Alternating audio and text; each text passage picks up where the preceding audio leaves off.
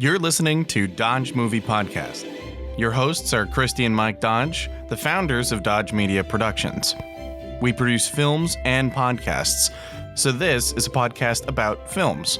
Join them as they share their passion for filmmaking.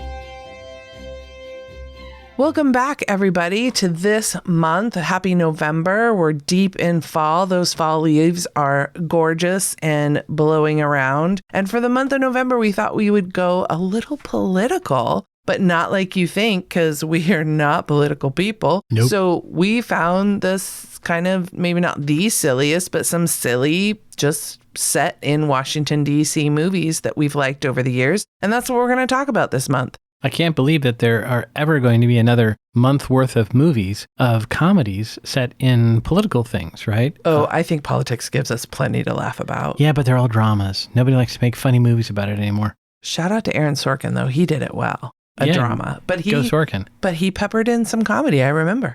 Mm-hmm. Yeah. Love that show. Okay, West Wing. This week, we are talking about Long Shot. It was made in 2019. The director is Jonathan Levine. It stars Charlize Theron, Seth Rogan, June Diane Raphael, Bob Odenkirk, Randall Park, and Lisa Kudrow. Some of the filming locations are Cartagena, which is just a fun word to say. Is that Colombia? Colombia.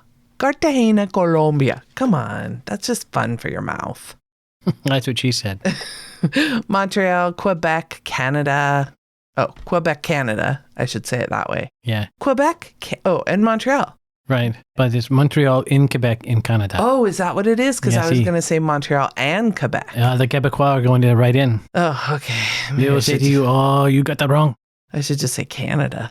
Canada, eh? Colombia and Canada. Eh? Writers Dan Sterling and Liz Hanna. The synopsis is journalist Fred Flarsky, another fun name, Great name. reunites with his childhood crush, Charlotte Field, played by Charlize Theron, now one of the most influential women in the world. As she prepares to make a run for the presidency, Charlotte hires Fred as her scriptwriter, and sparks fly. What? The tagline is unlikely, but not impossible. Okay, I want to bring up that just that synopsis could also describe a Hallmark movie. Okay. Right? I mean, when you stop and think about it, I'm in my mind's eye, I'm seeing how they would film it as opposed to how this was filmed. There would be less Nazis, I'll give you that, right from the start, and probably quite a few less like scatological or sexual jokes. But I could see that, right? Less weed jokes. Yeah. All right, Mike, kick us off with this week's pickup line. I don't know what the is going on in this country, man.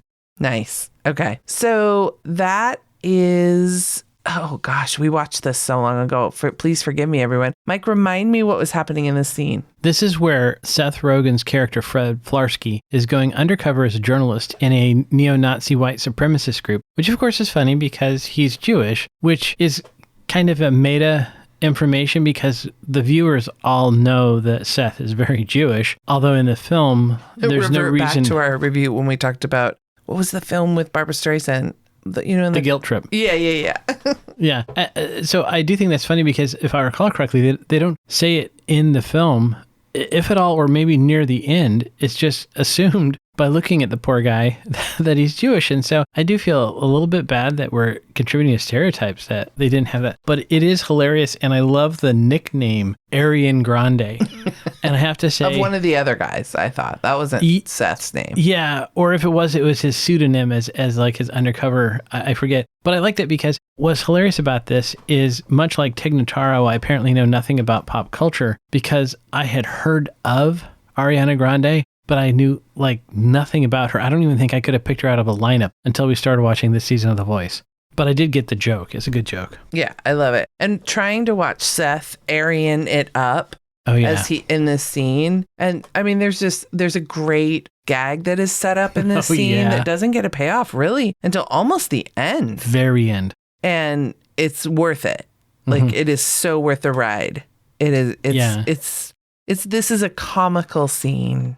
So that kicks us off to know that, I mean, that tells us that his character Fred is willing to go the lengths to get the story, right? Yeah. He's a serious journalist. He's trying to kind of break into probably like the worst group for him. quite honestly. Yeah, that's kind of the setup, right? If you're a Jew, what's the worst place you could go undercover would be the neo-Nazis. Right. And so he's breaking in and he wants to get this great story and impress his editor as well as do good work. We see that he is willing to literally put himself on the line, jump out of a window to escape death just for the story because he wants to do good in the world, right? He's our do-gooder of the film. Right. They definitely show that he's a right fighter. I thought this was a little bit of kind of misdirection because in this scene, I would argue that there are 0% of the viewers that disagree with his position. Yet his character, part of the journey through the film is we later see that he is 100% to the U.S. political left. He doesn't have any budge on his positions. He's very idealistic. And that was, I thought, an important part of kind of his character's journey. But right here, obviously, the entire audience is with him on this one. Yeah. So he goes to his editor and he says, look at this story I have. And the editor's just kind of like, yep, not going to make it. It's not going to be in this one. So he gets pissed and he quits. I think at that point, he also is told that the paper has been bought. His job is safe, but it's been bought. And he has this ideological opposition to the new owner, right? And obviously, the film has a lot of influence from Seth's perspective himself as a person and this idea that large conservative corporations are a bad thing. So I think it made some degree of sense that his character would be upset with that. And they're showing, like you said, that he's willing to go to any length for his ideals, including quitting. Right. So then he's lost his job. His buddy, played by O'Shea Jackson Jr., son of Ice Cube, takes him out on a night on the town to a party where Boyz II Men is playing. And Boyz II Men is a band that came from Fred Flarsky's, childhood, his teenage years, his either middle school to high school. And he tells O'Shea Jackson's character, Lance, about a babysitter that he had a crush on. And I think in that moment, we all kind of can relate with him because as a teen, you felt awkward and had a crush on someone maybe even a little bit older than you that was just that much cooler than you. But it shows that when they were young, they shared the same values in, taking care of the planet and some of these... The turtles and that kind of thing. Right. And so they shared some common interests. And then nonetheless, then they see at the party with Boyz II Men is Charlotte Field, played by Charlize Theron, and she's gorgeous. And he's just like, oh my God, there she is. So it gave us that backstory of why he knows her and why it's a big deal. And then they bump into one another at the party. And I believe this involves one of our 3 head traumas when he takes a spill down the stairs. Oh, that's not just a spill. He, oh my gosh. It's one of these things that even in the film, it's like one of those memes that would have been handed around, right. Passed around, And I mean, it's quite the stunt. I even feel bad for the stunt guy that had to do it. Yes, but speaking though of, I think this is another Charlize Theron film, Atomic Blonde. There's a scene where either the actress, but I think it was a stunt person, takes a tumble downstairs in this building as part of like a fist fight or something. And I thought, why is it that Hollywood loves to send these poor stunt people downstairs? It's dangerous. There's no way to pad the stairs. When they go out a window, you can have the airbag beneath and then you film the separate fall. Here, these poor schmucks are going face first down these concrete stairs. I know. I don't even know how they faked it. Like, I think somebody got bruised and battered.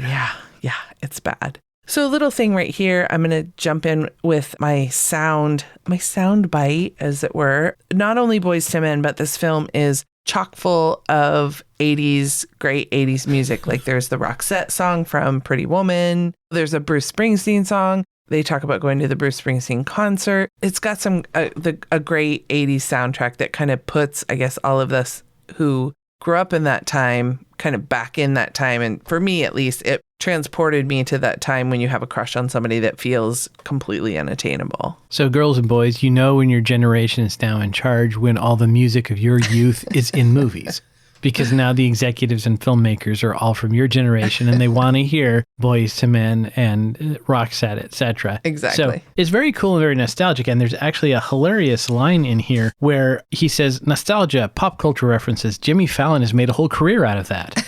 And I thought, well, that's pretty appropriate given the soundtrack, right? Yeah, totally. And I love shortly after this awkward moment, we see her, she goes home and she is working out. Like the next day, she's working out while she's doing interviews. You know, she's juggling like 3 or 4 different things. So we're seeing how busy she is and how capable she is and how she's trying to kind of be that woman ideal of balancing it all. But it's taking its toll because while she's filling the tub, she falls asleep and so is awoken only when the water goes cascading over the edge and she's got to hurry up and clean it up. So we see her as a very active participant in all things of her career. So I will say that there's cues in there, and I do the math, just refer to our podcast on Blackpool. I always watch clocks and things, that she gets about 3 hours of sleep. Mm-hmm. And I have to say, I'm sure that Charlize Theron is gorgeous in real life, and she had a lot of help on the movie, but there's no way even she would look that gorgeous if she was only getting 3 hours of sleep every night.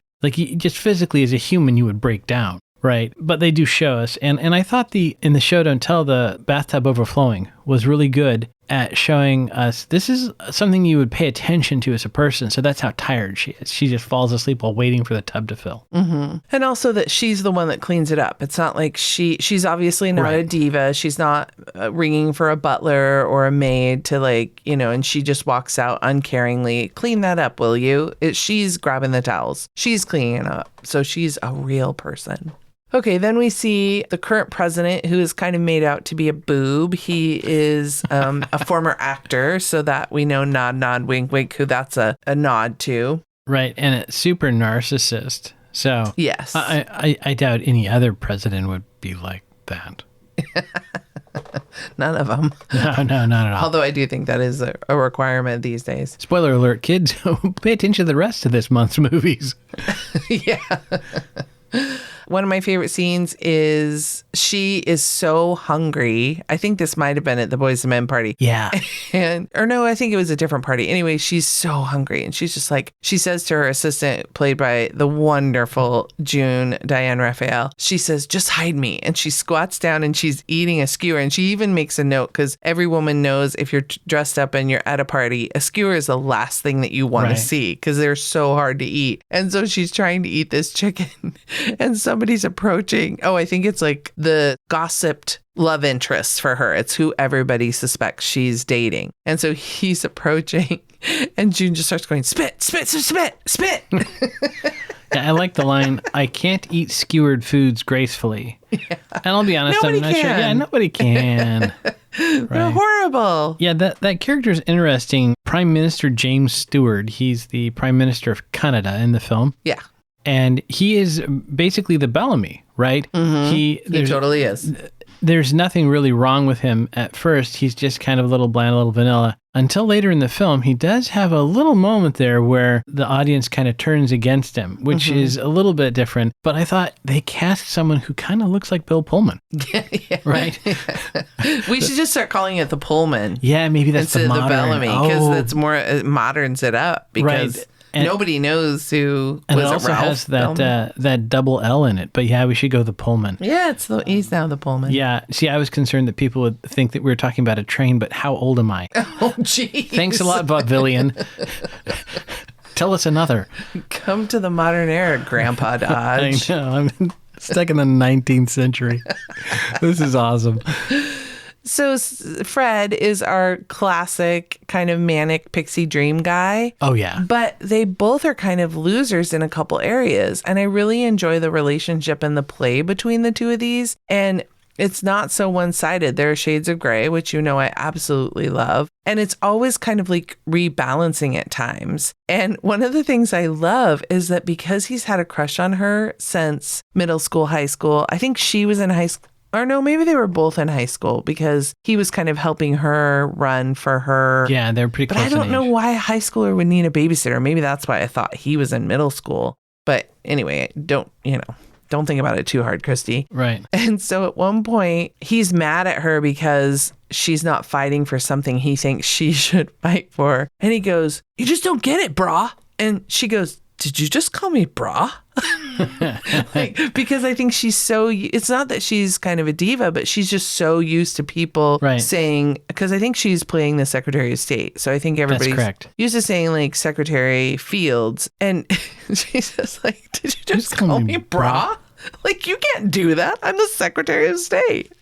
And in, I think, really good storytelling, right? You brought up that they each have something kind of that the other doesn't. So he's bringing to her this sense of really down to earth, right? He doesn't have the appeal or the affinity for what should be done in the process and the highfalutin things. And the other thing he brings is humor. And early on, before he is hired as her scriptwriter, she's told by her demographics people who've done the polling that she scores very low on humor. He's brought aboard simply because he has a good sense of humor. So throughout the film, right, that's kind of, it shows that they each have something that the other is kind of weak in. And he is weak in the ability to kind of navigate life, right? So the basic thing of early on, we see that he's going to quit his job when he works as a journalist, and jobs are few and far between as a journalist, and he has no money. And he has really no right. I mean, the strategic thing to do is to keep the job while you look for something else or what have you. And he's not able to kind of put those together. And he can't deal with, early in the film, that is, he's incapable of dealing with the nuances of life. He's such an extremist. And she is a person, as a politician, who has to deal with those nuances. So you see the two characters, we can see as the audience why they fit together. Right. And I think another time when you see that is kind of even just his ability to understand situational appropriateness. You know, when we meet him, he's wearing almost like this members only teal, like thin windbreaker. And he knows he's going to be accompanying the Secretary of State. And I would hope even my children, who we've raised to have fairly low, I guess, clothing requirements, would understand like, oh, this is one of those scenarios where I probably should bring some nice pants, a button-up shirt, maybe even throw in a tie. And he's still wearing, like, I think somebody even says, like, why are you still dressed like, you know, you're going to the gym or something? I like the phrase potato in a windbreaker. Or a teal windbreaker. Yeah. And he just doesn't get it. And so there's a great gag where June Diane Raphael, who doesn't like Fred. She doesn't like him on the team. And she takes the opportunity to dress him up in a very, very, let's see. They called it a traditionally Swedish outfit.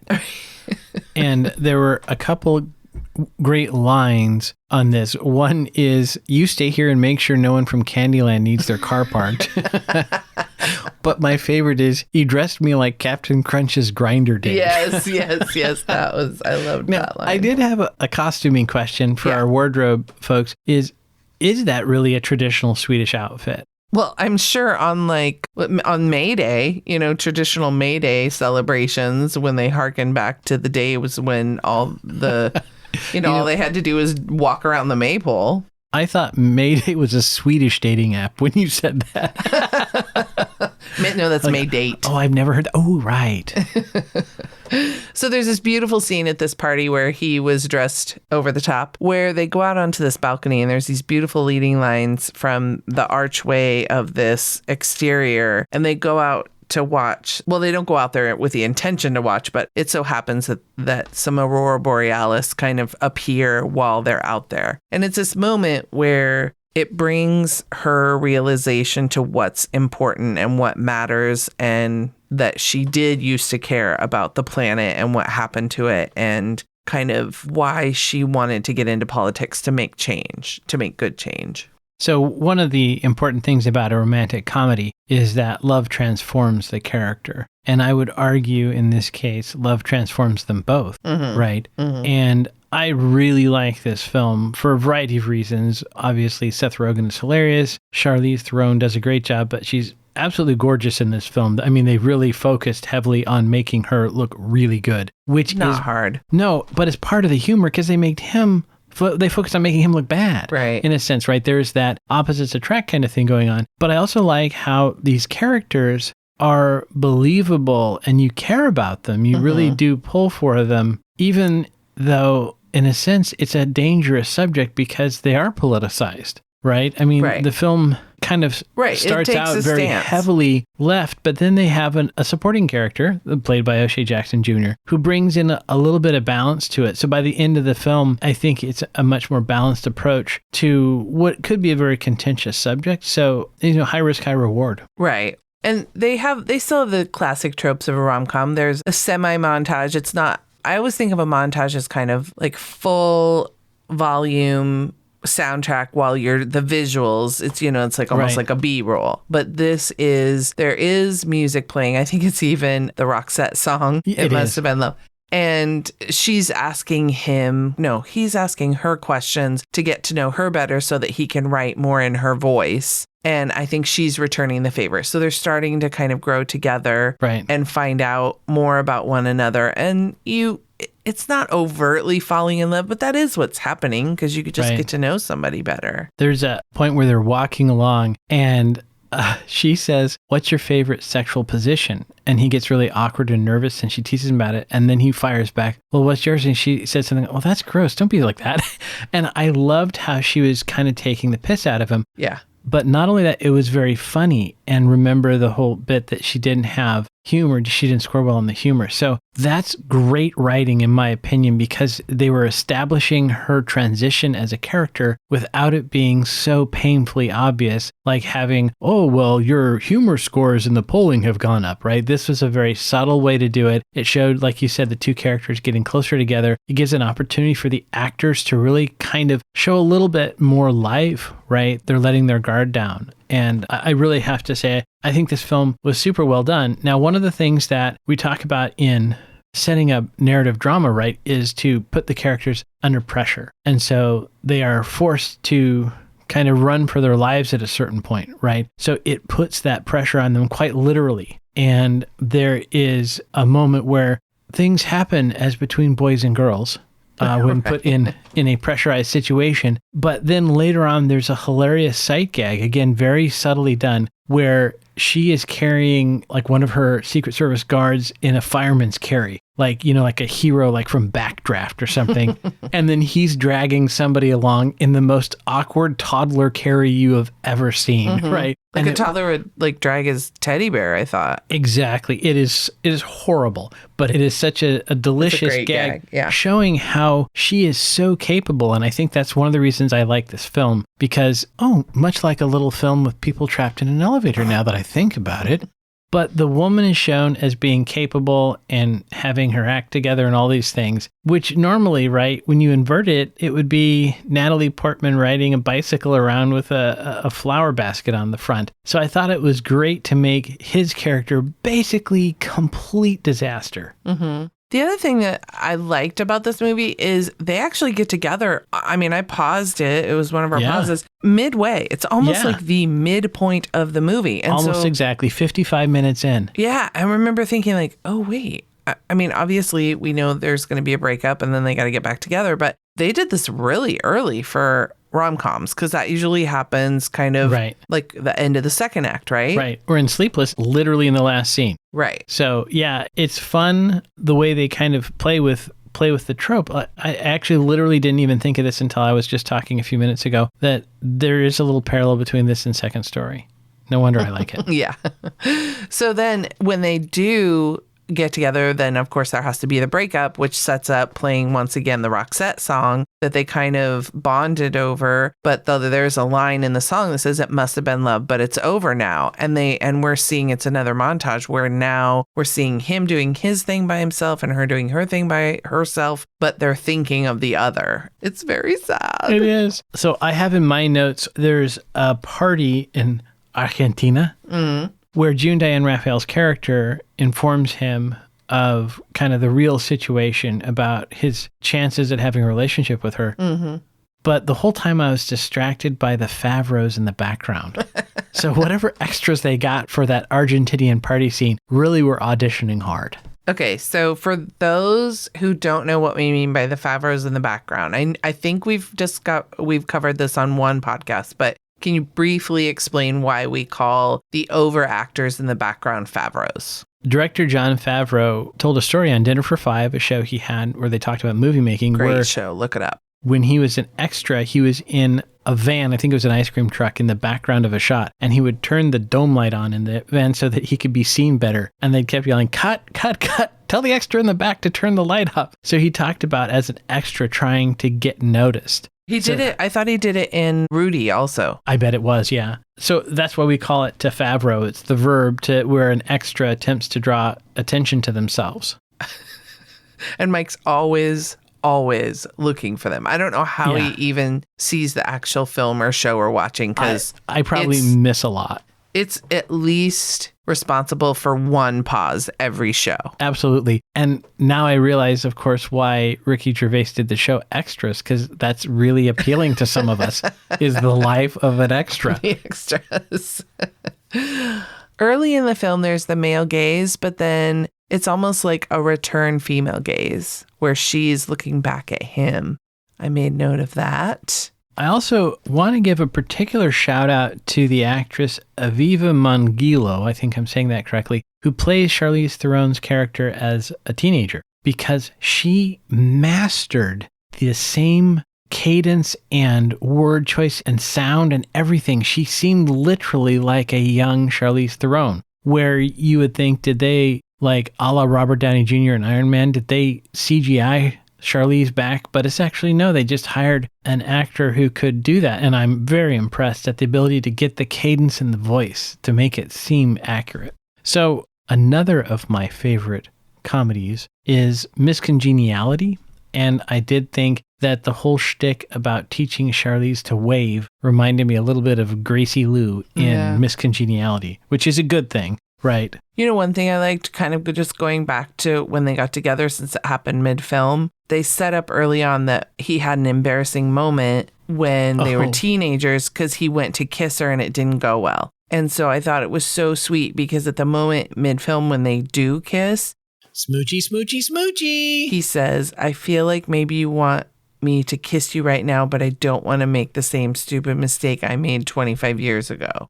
And I thought that was so sweet. And she goes, I want you to kiss me. Yeah, that's nice. So sweet. Since that was our smoochie, how about a driving review? I have one automotive note, and there will be several in this vein throughout the month. But the motorcade vehicles were black 2015 GMC Yukons, and I believe that is accurate for what the Secretary of State's motorcade could be. So good job there. Production crew. And we already discussed one of the head traumas when poor Seth goes, well, actually we've referenced both of these. The first one is when the Aryan Nation throws Seth out the window. Right. And then the second is when he makes a crude tumble down those stairs. So it's possible that he could have survived the stairs, but I'm not really sure he would have survived that being thrown out the window. That was a long fall. No, that was very cartoonish and right. I guess in the by the premise, by the bit. But right. And he doesn't seem like a particularly robust or tough guy. Right. My third note of head trauma is Bronwiller takes a coffee mug to the head. Oh, right. Right. I forgot about that one. Yeah. So maybe we as filmmakers should pull back a little from the head trauma, given the problems we have with traumatic brain injuries nowadays. I don't know. Yeah. More heart trauma, I guess. Yeah, it could be. We have other kinds of humor coming up in future episodes where we can talk about variants, right? As filmmakers, what kind of humor can we use? Right. Oh, good topic. Good tease, Mike. Good tease. Thanks. Okay, another one I'm going to do really quick before we roll into the numbers is the reason that we pick some of these films, and especially kind of political films, is the last film, My Fellow Americans, has a very funny line that we'll discuss during the episode. And so as a little fun game for the month of November, if you can watch all 4 films and tell me how many references to the song that is often associated with our president, Hail to the Chief, and give us a call at 971-245-4148 and tell me how many times is Hail to the Chief played in all 4 films. There may be a little prize for you. So there you go. Shall we roll into the numbers? Let's. All right. This film, like I said, came out in 2019. It had a budget of $40 million, all those big stars. It made money, not necessarily domestically, but then when it went worldwide. So domestically, it brought in $30 million, but they needed to take it worldwide to get into the get into the black. Worldwide, they made $53.8 million. It has a score on IMDb of 6.8. It's just a little over 2 hours long, but I wouldn't say it necessarily felt it. Oh, it didn't feel that long at all. No. It's rated R. It's a rom-com, of course. We paused 2 times to, let's see, as old people, I think we had to take our nighttime vitamins. So there's a little peek behind the scenes. And Mike thought that there was a 4th Boyz II Men. And I said, no, there's always been 3. And he had to pull up Wiki to prove to me that he was right, that there was a 4th boy. It wasn't to prove that I was right. It was to... Yes, it was.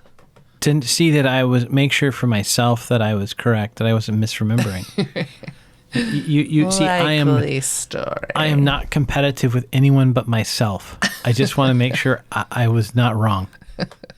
For my own good. By the way, I have to say, probably we don't have to tell the listening audience that we're older if I think a Pullman coach is a railroad car, right? That they probably have sussed out exactly where I land on that, on the geriatry. I was just dropping truth that's where we are in our lives, and this is who you're listening to. Right. So giving the people a little peek behind the scenes. Hey, we are not getting any money for this, although we will accept money from them, but we use PillPack, by the way, folks. If you have to take a handful of medications and vitamins like I do, it's made my life a lot simpler. Somebody else has to put them in the little packets. I don't have to open the bottle every day. You're doing a PillPack live read. Like, wait until they're giving us money. I said I would take money. Okay. You're welcome, PillPack. Join us next week when we're going to be talking about the movie Dave. As I talked to a couple people about this film, they're like, oh, I remember that movie. And we were kind of curious if it held up. So join us next week to see if we thought it did. And never forget, Dodgers never stop, and neither do the movies. Thanks for listening to Dodge Movie Podcast with Christy and Mike Dodge of Dodge Media Productions. To find out more about this podcast and what we do, go to dodgemediaproductions.com. Subscribe, share, leave a comment, and tell us what we should watch next. Dodges never stop, and neither do the movies.